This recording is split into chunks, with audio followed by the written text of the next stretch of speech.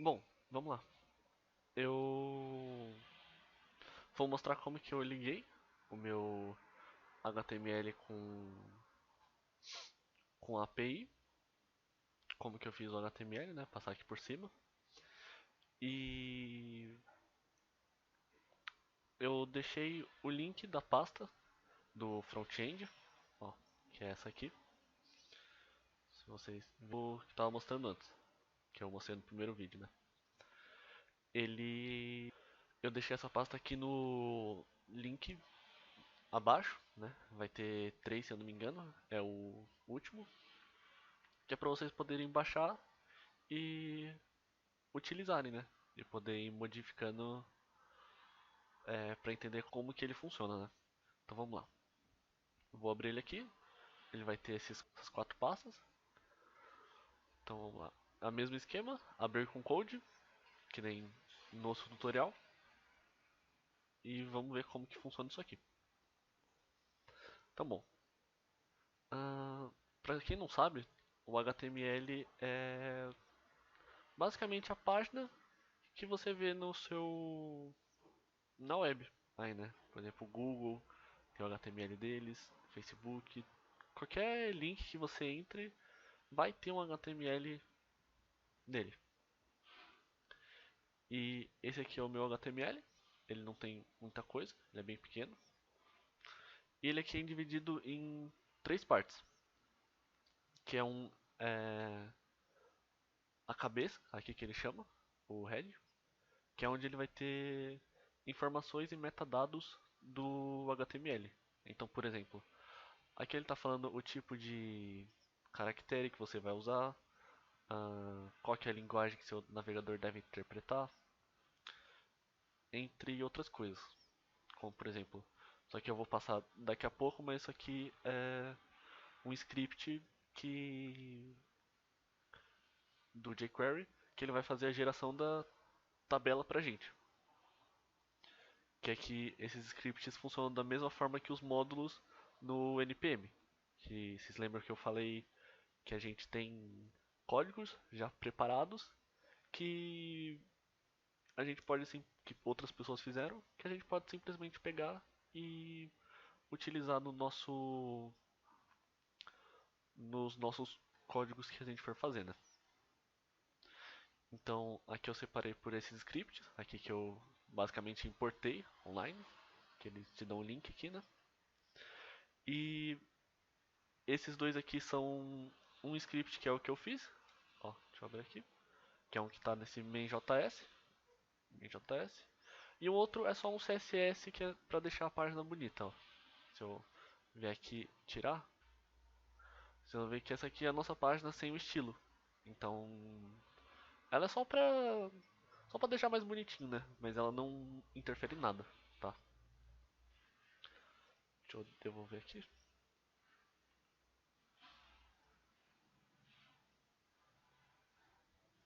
Pronto.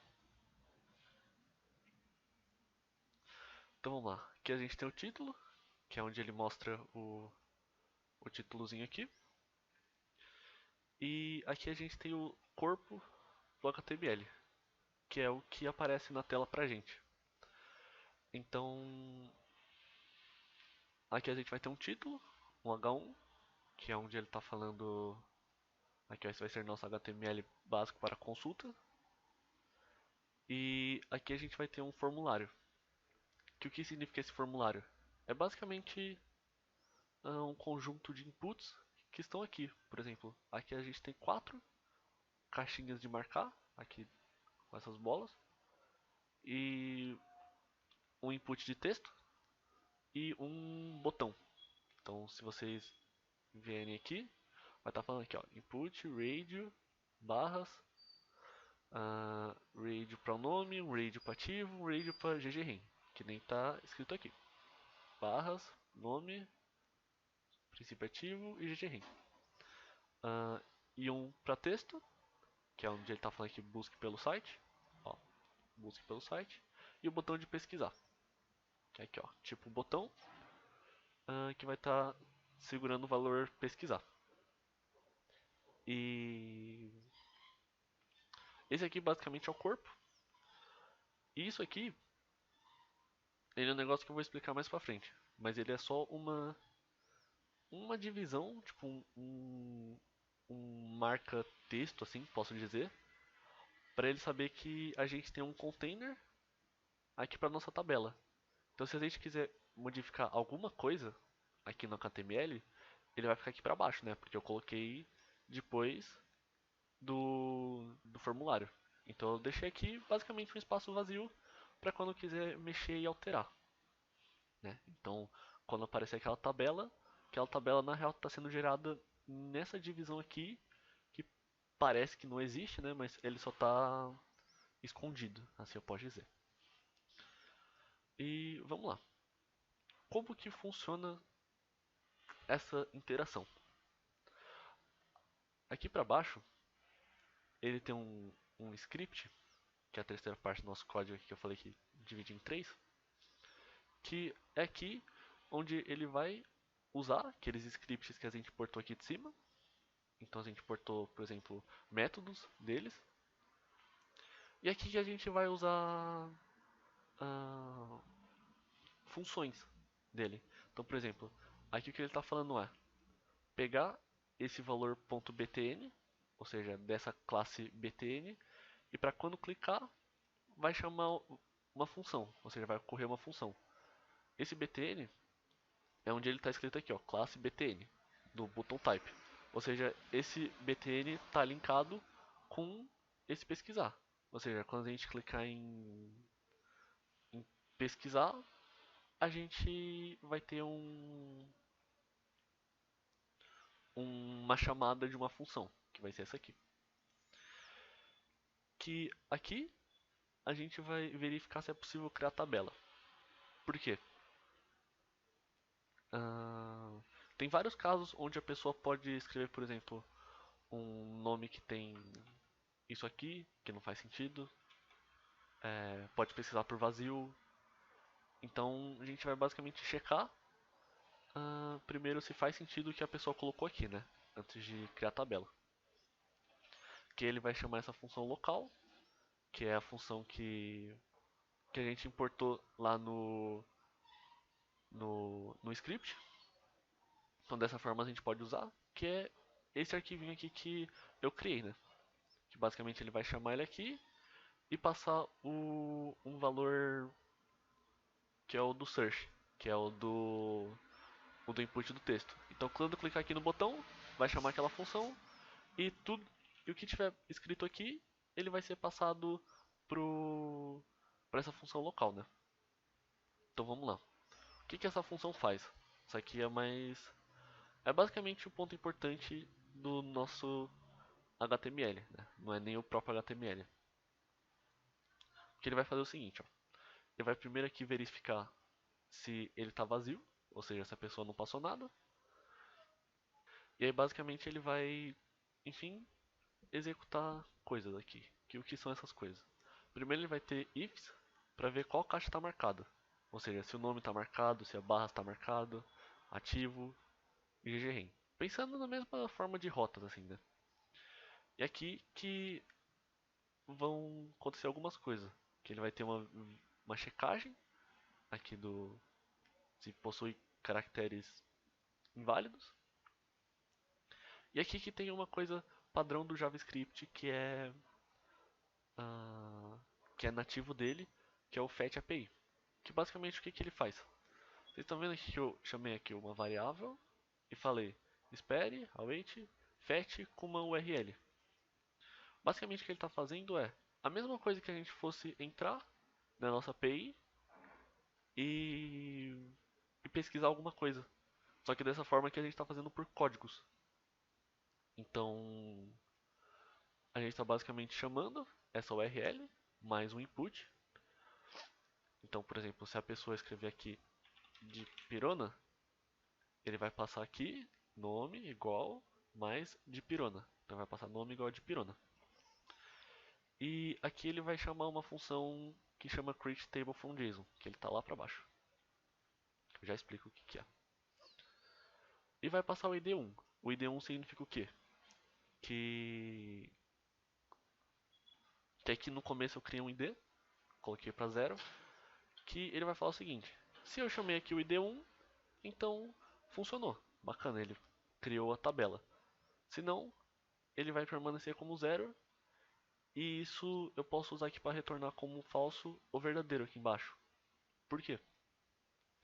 Aqui, vocês viram que eu falei que isso aqui é um verificador. Aí eu falei aqui, ó, se for possível, transforma a tabela com as configurações abaixo. Então aqui eu verifico se ele é verdade. Se ele for verdade, eu vou executar uma função que eu importei do jQuery, que ele já vem por padrão. E nisso, basicamente é assim que funciona. Ele vai cair aqui, vai verificar se é possível criar uma tabela e vai chamar esse createTable. Se chamar esse createTable e for criada a tabela, ele passa esse D1 e fala, tá, cria a tabela, pode prosseguir o código. Isso aqui são para as 4 rotas diferentes, tá? Então, por exemplo, código de barras, tem que procurar nome, procurar nome. Então, aqui, se vocês mudaram alguma coisa no código de vocês, vocês vão precisar mudar aqui também, ó. Tanto que eu coloquei mudar rota de acordo com o arquivo que estiver testando. Então, por exemplo, se seu prefixo não for esse aqui, você vai ter que vir aqui e trocar para o prefixo correto, né? Para cada rota. Isso no caso de vocês não estiverem usando exatamente o meu código da API, né? De consulta. Tá bom. Ele vem aqui e o que que faz esse createTable? Esse createTable é uma função que vai criar a tabela. Por que criar a tabela? Porque para a gente ter aquela tabela bonitinha que a gente tem, que é aqui onde ele chama esse data table, o jQuery ele precisa que você crie uma tabela padrão no HTML, ou seja, uma tabela simples. E basicamente isso aqui é o que essa função faz. Um dos links que eu deixei, que é como criar tabela, foi de onde eu tirei esse código aqui. Que esse código aqui está alterado, né? Do que se vocês forem ver no site. Mas foi um dos códigos que eu achei para você criar uma tabela dinâmica no seu HTML, né? A partir daquele JSON da resposta que você tiver retornado da API. Então, basicamente, se vocês quiserem entender melhor o que cada coisa faz, entra no link que eu num dos links que eu deixei abaixo, que é de como criar uma tabela a partir do JSON, né? Então, vamos lá. Depois que ele criou a tabela aqui, ele vai voltar aqui e ver, tá, isso aqui é verdadeiro? Eu consegui criar a tabela? Se sim, se a interrogação faz isso, que é se for verdadeiro, então vamos executar essa função aqui, que essa função aqui é do jQuery, um dos scripts aqui que eu importei, e é ele que vai carregar, que vai transformar a tabela que a gente criou no HTML para virar aquela tabela bonita que a gente viu no site, né? Então vamos lá, vamos tentar executar esse código. Então vamos entrar na nossa pasta de API, abrir com code, e aqui no terminal a gente vai executar o nosso código. Então vamos lá, servidor iniciado, vamos testar se primeiro se o nosso código está funcionando, se a nossa API está rodando. Então vamos pesquisar aqui, por exemplo, o nome de Pirona, que em uma das nossas rotas, né? Aqui, ó, retornou tudo certinho, o JSON. Então a gente sabe que está funcionando. Então vamos testar no site, né? E ele não funciona com a API que a gente está usando. Por que ele não funciona? Porque se vocês vierem aqui, ó, quando vocês clicam com o botão direito aqui no site e cliquem em inspecionar, ele vai abrir uma janelinha aqui do lado, que é de você ver os elementos da tela. Aqui a gente tem elemento, console, blá blá, blá, um monte de coisa. A gente vai entrar no console. Porque é no console que a gente pode ver os erros que estão ocorrendo aqui no HTML. Então vamos lá, aqui está falando access to fetch from origin null foi bloqueado por course policy. Aqui ó, procurar nome, nome igual a dipirona. Então a gente sabe que o nosso arquivo está funcionando certo. Que está pesquisando aqui ó, um dipirona. Então pesquisar dipirona A, ele vai adicionar aqui as letras. Mas ele está falando que um tal de course está bloqueando nosso acesso, né? Então, o que é esse course? Eu não sei explicar muito bem, é mais complexo. Por isso que eu deixei um link embaixo, que basicamente o que significa ele? Ele significa Cross Origin Resource Sharing, eu acho, se não me engano o nome. E basicamente ele te priva de você acessar arquivos com fetch de outras origens sem ser da origem nativa do código. Então, por exemplo, quando a gente está tentando acessar aqui, dando Enter, a gente está acessando pela nossa própria máquina. Quando a gente está acessando aqui ó, no main com o fetch, apesar de o código estar na nossa máquina, a gente está fazendo o uso de um código JavaScript que ele não significa que ele está executando da nossa máquina.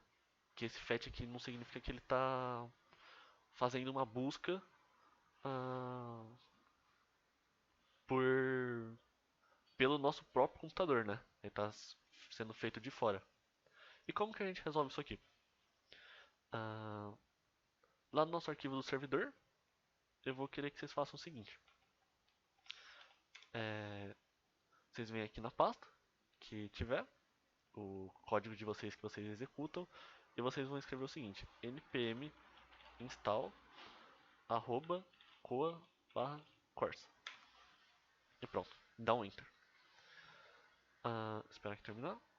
Depois que terminar de instalar, vocês vão entrar no servers, que é onde ele está criando aqui as coisas do Coa. E em alguma dessas linhas aqui de cima, fora da função, vocês vão escrever o seguinte: import course from, aí apertar aspas, ele já vai até te dar aqui a, o pacote, né, que a gente instalou agora. Então, vocês adicionam essa linha aqui. E aqui, dentro da função, embaixo do app, vocês vão adicionar a seguinte linha: app.use, entre parênteses, course, parênteses. Então vocês vão adicionar essas duas linhas aqui novas: app.use course e esse import course. E vamos lá executar o código de novo. Então vamos dar npm start, server iniciado, então não teve nenhum erro. E agora, quando a gente pesquisar, o dipirona tá aí. A gente tem uma tabela já bonita que tá aqui com uma paginação. Tá até com filtro aqui para se você quiser pensar, por exemplo, monohidratado. Aí ele filtra as páginas. E é assim que foi feito o HTML. Eu deixei o link do front aí embaixo, o link de como foi criada essa tabela dinâmica, código original da pessoa que eu peguei, e do que funciona o Corsa. Então, caso vocês tenham tendo problema ainda, lembre de sempre usar o inspecionar, aqui para vir aqui no console. Ó, lembrando que clicar no botão direito inspecionar, vir aqui no console e ler o que está escrito aqui, né? Para poder pesquisar como resolver. Então é isso. Lembrando aqui de adicionar o course, como que eu disse, ó, @course/course para instalar. E aqui vocês vão usar o course, né? Então, aqui é importante que você use bem embaixo do app, tá? Não coloca ele, por exemplo, aqui depois das rotas ou depois dessa função. Coloca bem embaixo do app. Então é isso. Esse foi o front-end. Espero que vocês tenham gostado. E é isso.